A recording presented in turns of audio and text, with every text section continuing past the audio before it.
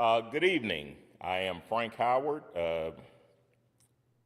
Boy Scout Roundtable Commissioner. I'd like to welcome you to the October Roundtable for Huguenot Trail. As we traditionally do, we are going to open our meeting by saying the Pledge of Allegiance. I would ask that all present please stand. Those of you at home, stand as well. Scout salute.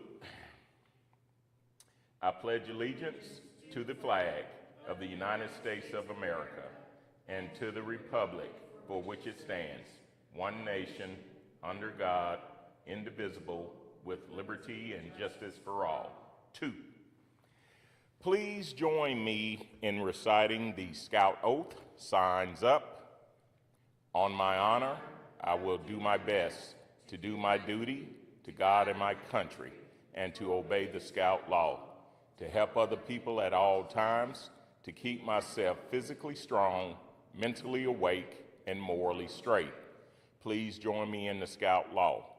A Scout is trustworthy, helpful, friendly, courteous, kind, obedient, cheerful, thrifty, brave, clean, and reverent. 2. Yes, I mispronounced one of the words. At this time, again, welcome to Roundtable. I am going to invite our district executive, Mr. Zachary Height, to come forward with some announcements, and then I will return to the podium. Thank you, Frank. All right, good evening, everyone out there. Thank you guys for everyone in attendance here. Just a few little announcements from council, nothing major, a lot more events coming up that we have on the calendar. I know we're all pretty much wrapping up recruitment season, we're getting into the program and everything, so we have some exciting opportunities for you guys out there. But before I get into that, I just want to say for leaders out there, any of you guys who have any paper applications, any monthly membership forms, anything like that, from your JSN follow-ups, please reach out to me to schedule maybe a time to meet, and we could drop, I could pick those up from you. You can drop them off at the Leadership Center. We can find a way to get those in and register to make sure everyone is good to go for a fun year of scouting. I'm going to go through some of the list here of some of the events we have coming up in the fall, and also some in the spring as well. Some early registrations for you guys as well to hop on. First one, we have Creepy Hollow. Session 1 is going to be October 18th through the 19th. Session 2, we have October 25th through the 26th. We also have volunteer spots as well for that, so if your troop is interested in volunteering for that event, please reach out to the Leadership Center, and we can find some spots for you guys, get you guys up there and volunteered, and maybe earn some advancements that way as well. We have the Glow Trail Run 5K and the Kids 1K coming on October 24th, so that just goes hand in hand with Creepy Hollow. If you want to come out early, we'll have a dinner for you guys, very cheap for $5. You can come out, enjoy the Glow Run, set up your camp out, have a nice fire, and then hop right into Creepy Hollow that weekend. It's a great opportunity right there. We have our Huguenot Trail Camporee on November 21st through the 23rd. Registration is open for that as well. We also would love volunteers for that as well. All hands on deck for that one. Exciting opportunity, the National Jamboree at Bechtel Summit. We have early bird registrations that end October 21st. So if you guys are interested in going to the National Jamboree, which is, I've only heard fantastic things, early bird registration ends the 21st. You can get more information going to hovc.org/national-jamboree. We also have some Baloo and IOLS training. I know we have some new leaders out there. This is, one of the first trainings, one of the initial trainings you need to go out to, do stuff outdoors, to teach kids the outdoor program. So we have both of those happening in the same weekend. Those are going to be November 1st through November 2nd. We also have Winter Camp. Our famous Winter Camp, a huge hit. People love it. That's going to be January 16th through January 19th. And then, which Frank will go into a little bit tonight as well, we have Wood Badge for 2026. Registration is open for that as well. That's a fantastic course. Anyone you see with the little beads around has gone through it and will say nothing but great things about what that training offers. We have that. The sessions for those are April 17th and 19th, and then May 16th through 17th. It's one course. You will be there for both of those weekends, so that's the weekends for that. All this more information can be seen on our website. You can go to our council calendar and our event calendar to see, what dates, what trainings, what programs, what events we have going on. Registration should all be right there as well. If you have any questions about any events, about how to sign up, how to register, how to volunteer, please just don't hesitate to reach out, and we'll get you guys signed up. Last thing I'm going to close out for announcements is just our fall product sale. Fall product sale is still going on, and it's going on as long as you want it to, as long as you have product.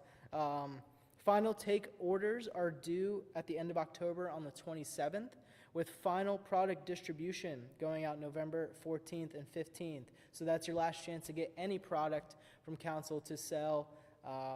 Great time during the holidays, Thanksgiving, Christmas. They make great gifts. So, help out your pack, help out your troop, help out the council, and participate in the fall product sale. It's an awesome fundraiser we put on for you guys.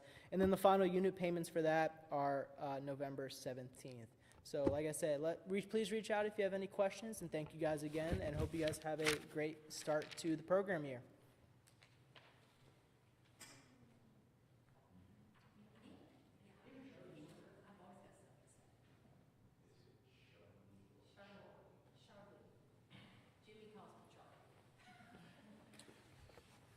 Thank you, Mr. Height.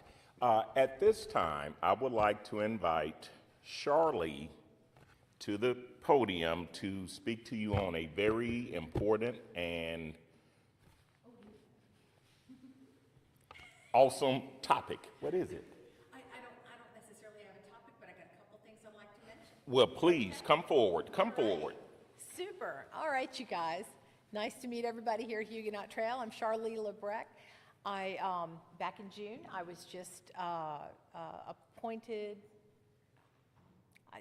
I got voluntold that I was going to be the council commissioner. So I am your council representative for all the uniformed leadership of the council. I'm your kind of a direct line to the folks in the executive board, and I represent you guys. I get paid on the same scale as you, just saying. So, well, twice zero is zero. But I'm really enjoying the new position. I'm enjoying, kind of the stuff I'm learning, and a lot of the people I'm meeting, and having a great time. So just a little quick summary of the last couple things I've been working on. I got to go to the University of Scouting last weekend on Saturday. It was fun. It was fun, fantastic. I learned a lot of stuff. I got to kind of sit in on different classes. I went to a great class by Michael Sauce on, is it Sauce pronounced? Sauce? Thank you. Sorry about that, Michael. Michael Sauce's class on making a memorable court of honor. That was fun. I sat in on a class about neurodiversity with our scouting youth, and that was incredibly interesting with Sarah Roper. Frank taught a class on funny, silly songs, and I didn't get to sit in on the class, but I got to watch it, and it was great. Think about it for next year. I believe it'll still be in September next year, but definitely put it on your calendar. It's a great Saturday to get to meet a lot of folks. It reminds me of the old powwow days. So the new version of powwow is the University of Scouting. It's a great day of training, and you will meet people at that training that will be part of your scouting career the rest of your time, because you will make lifelong friends at that class. So do think about University of Scouting for next year. You missed one camporee. The Arahatic Crater Camporee is coming up Halloween weekend. I'm going to make a plug. I will be there in costume, by the way, and I will be one of the adults assigned to help the AOLs. AOLs only, not the Webelos, but the AOLs are invited to come to the camporee and camp. They will be part of the patrols doing the activities, but it's going to be a great day of patrol competition. I am excited about the Huguenot Trail Camporee as well, though, because that's always a great time. But do consider looking up on the Black Pug Halloween weekend. Like I said, Black Pug Halloween weekend, Chesterfield County Fairgrounds, so it's easy to get to, and a good time will be had by all. Everybody here at Round Table is going to go home with a little plastic bone. So again, at our camporee, as some of the camporees, the patrols will be earning tokens. When they turn in the tokens at the end of the afternoon, that will give them credit towards the ever popular auction for fabulous prizes. You'd be surprised how many tokens a kid will pay for a big box of cheese puffs. Just saying. And they will. They will bid that thing sky high. Let me see one other thing. So part of my job is to help with the commissioners and to help the commissioners do unit service. So the job of a commissioner, and we're always looking for more commissioners, is to be that unit's single best resource. And you're going to hear those words over and over and over when you talk to a commissioner. We want to be your single best resource. You got a question, you got a comment, you got a concern. You don't necessarily, want to be bugging Zach all the time. You don't necessarily want to call counsel. It's just an easy question. Call your commissioner. Even if it's a hard question, call your commissioner. That's our job, is to be your single best resource. If we don't know the answer, we will find out. So that's our promise to you. One of the things I want to ask all of our unit leaders is something that we want your commissioners to be really focused on, but it's something that the unit has to do. So, as you know, the new metrics, we've moved past JTE, Journey to Excellence, which was a little subjective, a little squish, maybe. The new metrics, we have 5 metrics, and they're all just kind of auto-populated in the system. And I've got my phone out so I don't forget, because I'm older and I forget things. Training is one of them. So the system knows how many of your adult leaders are trained. Training, the size of your unit, the growth of your unit year over year. The 4th one is advancements and leadership. So is your unit advancing? Are you making rank? Are your cubs advancing?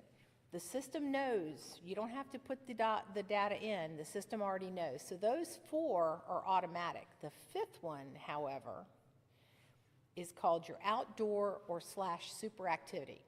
If you're a troop, that's summer camp or Philmont or Jamboree, but your super activity, multi-night camping under BSA auspices. At the cub level, it has to do with pack campouts, that sort of thing. So the scout master or the cub master or their delegate has to actually type in the date. When did we go to summer camp? When did our guys go to Philmont or our gals go to Philmont? When did our cubs go camping last? You have to type in that date. It's in my.scouting. It's under your unit's profile. And you're going to see on the left-hand side, it's going to say unit metrics. I want you scout masters and you cub masters to go into the system, put in that date. You know you're camping. You know you're camping. You want to have that date put in there. Now, at the end of the day, it's going to help your commissioners help you better. If you've got 5 out of 5 metrics, you've got growth, you've got training, you got advancements, you got your super activity, you got 5 out of 5, your unit's in great shape. But if you've only got 0 or only 1 or 2 of these metrics that are good, maybe you're struggling with growth, but you got all your training, but you're struggling with everything else, the system's going to tell us you need more help automatically. It's going to tell us you need more help.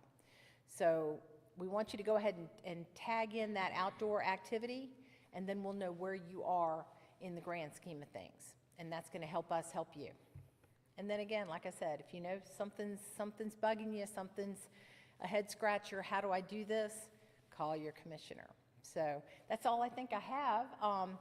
And I was going to say, I asked them at the beginning, if you have any questions in the chat, throw them in the chat. If we got time here at the end, I'll answer whatever questions you have for me. So, boy, that's an open invitation. All right, Frank, back to you. All righty. Drew, can you hear me okay? Because my computer is in front of the, okay. All right, I'm trying to do two things at once. I can't. My wife always fusses at me about, you can't do two things at one time. I don't know what's wrong with y'all. Okay, first thing, I want to, Wood Badge was mentioned, and I want to give a little more information on that. Wood Badge is one of the best training opportunities that an adult leader can experience while in scouting. There is a time commitment, there is a financial cost, but I can tell you from my personal experience, this will be one of the best trainings you have ever gone through.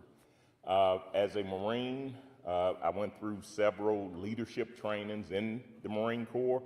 I put Wood Badge right up there with them. Some of the things that you're going to learn deal with team building, and within a pack or troop, you have small groups. You will learn things about the dynamics of how a team functions, work, what can you do to make it work better, how to function better. You're going to learn about leadership. You'll learn about communication.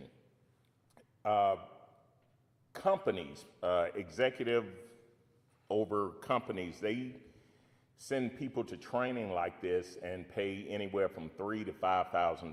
Now, the cost for Wood Badge is nowhere near that, but it is a level of training that not only does it benefit your unit, it will benefit you personally. If you work in the corporate world, the blue shirt collar world, believe it or not, you will learn something from Wood Badge that will help you on your job. And again, I am speaking from experience. As was mentioned, it's done over 2 weekends. It's a total of 5 days. First weekend is April 17, 18, 19. It starts Friday morning, 3 days, all day Friday, all day Saturday, and we're done, I think, by 5 o'clock on Sunday. But you have to be there all day Friday, and I emphasize that because a few people thought, oh, I just show up in the evening and I can't. No, you have to be there Friday morning. If there is a financial concern, please reach out to myself or contact the course director. There are partial scholarships available to help with the course. Also, talk to your unit. Some units will actually pay the bill or pay the cost for you to attend because leadership knows that what you learn in Wood Badge will benefit the unit. So check with your unit. They may be willing to help with the cost also. All right. And again, if there are any questions, please go to the council website. Go to the training page, and down toward the bottom, you'll see a tab for Wood Badge. There's some additional information. And again, tonight, if anyone that is on right now, if you have a question, Drew will let me know, and I will make it a point before we close tonight to try to answer that question. Okay, moving right along. The next thing that I want to talk about, a couple of months ago, I made mention the Scouting America has a test lab for merit badges, and they have added 2 new merit badges to the test lab. Currently, there's a total of 5: auctioneering, wildland fire management, life skills, and the 2 newest are physics and sewing and needlework. Now, the cool thing about the test lab, a scout can go to the test lab and go to scouting.org and click, click, click till you get into the test lab. You get the requirements. There is a time limit. The test lab, or each potential merit badge, is only open for a set period of time. You must complete the requirements during that time frame. If the scout completes the requirements, you do a survey. Once you complete the survey, you have to do the survey, you get a completion certificate. If that particular test merit badge becomes an official merit badge. Show your certificate to your unit leader or advancement person, you get the merit badge. Now, the good thing about the test merit badges is you don't have to have a merit badge counselor. Any registered adult can supervise or verify that you completed the requirements. So any person that is registered as a leader within Scouting America can be the person that looks over your paperwork. So unit leaders, if you have scouts that are looking for something to do, they want to do something different, you have the, I don't want to say overachiever, but the person that just wants to go above and beyond, have them go to the test lab. Look at some of the merit badges there and have them work on those. Any adult, and that would be a good way to get some of your parents involved in what's going on with the kids, but they must be a registered person within Scouting. Okay, the next thing I want to touch on, and this is applicable to packs and troops. There is a position within Scouting referred to as a new member coordinator. And I want to touch on this a little bit because in the fall, typically that's when packs do their biggest recruitment efforts. And it would be very beneficial to the packs and even troops so that in the spring when the packs or the AOLs cross over, that you have a new member coordinator to help bring those families in. And I'm gonna go over the position description. The person is appointed by the committee chair and they report directly to your committee chair. So that the Cub Master, Scout Master is not their boss, it's the committee chair. They work with the committee chair to ensure that when new families come into your unit, that you welcome them with open arms. You should share the benefits of Scouting. A new member coordinator should be a person that's willing to talk, they're open, they have that ability to bring folks in, sit down with them, talk to them, be able to answer questions. You want to share your Scouting story and how it impacted you. You should be able to identify and access research data that talks about the fun and value of Scouting to the youth, to the family, how it impacts the community.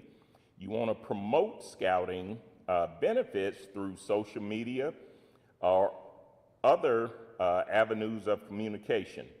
The new member coordinator should also assist in recruitment efforts, such as join Scout nights, be able to do presentations about Scouting, and at times, peer-to-peer. You sit down and talk with a youth that may be interested in Scouting, or talk to the parents and talk to them about the benefits of Scouting. They should be able to ensure the Be a Scout pin, and I'm going to hit on that in a minute. The Be a Scout pin is up to date. And again, like I said, I'm going to talk about that in a minute. Make sure your pin is up to date. They should be able to help youth and adults greet new members to the unit, the Scout families. They should be able to develop a unit welcome packet, either electronically or in print, that has a lot of useful information to help them get started. Ensure applications are completed. If a person is transferring from one unit to another, assist them in that transfer process. Any payments that are needed, they should be familiar with that process also. And they should promote feedback and sharing of ideas through a customer satisfaction survey and any other way that they can get information. So your new member coordinator is a person that welcomes the families, the Scout into your unit. They should be a resource for that family if they have any questions. Yes, you can talk to Cub Master, the Den Leader, Scout Master, Assistant Scout Master, but this is a person that is their specific role, is to help new families integrate into the scouting program. And again, if you have, there is training for that position. It's done online. Also at the district level, there's a new member coordinator that also works with new member coordinators at the unit level. So there is training that you have to take. If you have any questions, you can start by going to scouting.org, type in new member coordinator, and you will find a plethora of information. Okay. I heard a question tonight. This was not part of what I was going to talk about, but I think it's important as we get ready for camping. One of the best, I think, recruitment tools that a troop can use is to invite Webelos and AOLs, Arrow of Light Scouts, to a camping trip. It could be a sanctioned council event, a district event, or you just decide to hold a camping trip specifically for Webelos or AOLs. But there are some guidelines that must be followed. And I am reading directly from the national website, so I just want to touch on a couple of things.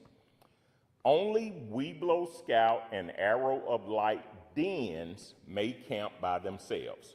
All the other ranks, lions, tigers, bears, and wolves, they can only camp when the pack camps.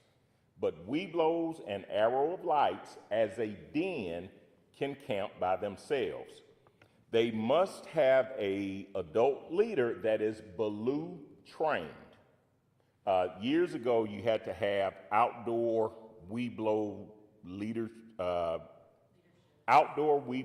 leadership skills training. But now, as long as you are Baloo certified, you can take a Webelo den or a AOL den camping. Let's see, let me scroll down a little more. During Webelo and AOL camping, each scout should attend with their parent or legal guardian. A scout whose parent or guardian cannot attend may participate under the supervision of at least 2 registered leaders. So, and that's a question that comes up, well, I can't go, but he wants to go or she wants to go. As long as 2 registered leaders are present, they can be responsible for that Webelo or AOL. Webelos may not participate at a Scouts BSA troop unit campout or at a Scouts BSA camporee or other events designed for Scouts BSA during the day and or overnight, even as visitors. And again, that portion of it did cause some confusion. And I'm gonna read it again. Webelo Scouts and Webelo Scout dens may not participate at a Scouts BSA troop unit campout or at a Scouts BSA camporee or other events designed for Scouts BSA. So, though they can invite you, you have to make sure that the event is age appropriate, and that's pretty much what they're saying. If the events, the activities are geared toward the older Scouts, then Webelos can't go because the events are not set up for them. AOLs can go, but Webelos cannot go. Hopefully that clears that up. Arrow of Light Scouts may participate at a Scouts BSA camporee, council coordinated short-term camp during the day and or overnight in one of two ways. With the Arrow of Light Den or patrol, Arrow of Light scouts can attend as an Arrow of Light under the supervision of two deep leadership from the den. So you have to have two adults, registered leaders from that den. They can go to that camp out and participate and observe and do whatever. Now, as an individual scout, you can attend with your parent or legal guardian if the local council coordinates two deep leadership. So if an Arrow of Light scout wants to go to certain events, as long as there's two deep leadership, they can attend. If you have questions on that, please hit us up on the Facebook, on the YouTube. We're on the YouTube tonight. Hit us up on the YouTube, and we're gonna answer your question. And I think the last thing I want to talk about, and this applies to packs and troops, update your unit pin on the Be a Scout website. And if you're not familiar with this, and you should be, every unit, well, if a parent wants to sign their kid up for scouting, they can go to Be a Scout, which is a website, and they type in some information, geographical information, and it will generate a map. That map will show every pack, troop, venturing crew, ship, explorer post that may be in that area. And if a unit or if a parent is looking for a unit to sign their scout up for, they give that, the information is there. It is critical that you, as the unit leader, committee chair, whichever person has the responsibility, that the information that's there is current and accurate. Because you have the ability, you can enter a point of contact, email address, phone number, what nights do you meet, who's your chartered organization. So all of that information, because believe it or not, some of those things, particularly the chartered organization, some adults may not want to affiliate with a particular group. Now, unfortunately, we live in a society where some people have the option to make those choices. If they choose not to, that's fine, that's on them. But if your unit is one that they would consider, your information needs to be accurate, current, so if they do reach out to you, that's a lead for you and you need to follow up. If you go to, now this information, I actually got off the council website, and they encourage you to go in and update, and there's actually a video that shows you how to update, or if you haven't, set up your unit pin. Because when you look at the map, each unit, it looks like a little stick pin is on the map and when you hover over it, it'll display your unit number. But again, I encourage everyone, unit leaders, committee chairs, please go in and check to make sure your pin is current, accurate, and up to date. And when you go through the process, it gives you a preview. So before you click submit or enter, you can see what information is displayed so you can make sure that's the way you want it. And that is all that I have regarding that. The last thing I will say, because we just went through Join Scout events with the packs, troops, this is the time you need to start developing relationships with the packs. give them a few months to kind of, get themselves together. But in early spring, that's when you really, or maybe late fall, you want to start coordinating events, camping trips, maybe a one-day short hike, a one-day outdoor event. Invite Weeblos, AOLs from PACs in your area so that they can meet the scouts and start getting comfortable. And in the spring, when it comes time for crossover, and they have to do a troop visit, by participating in one of your events, they've actually completed one of their requirements that they need for advancement. So I would encourage you to schedule a couple of events, one in the fall, one in early spring, so that once these AOLs have gone through their advancement, gone through what they need to go through, the parents and the scout can start thinking about what troop do I want to join. The more interaction that you have with them and they get to know you and maybe feel comfortable with you, that increases the likelihood that they may come to your unit. And if you have a small troop, you definitely want to do what you can to invite these young AOLs to come and meet your youth, meet your scouts, meet the parents, and hopefully that will help aid in your recruitment for your unit. All right, are there any final words of wisdom from anyone in the room? Do we have any questions? Okay.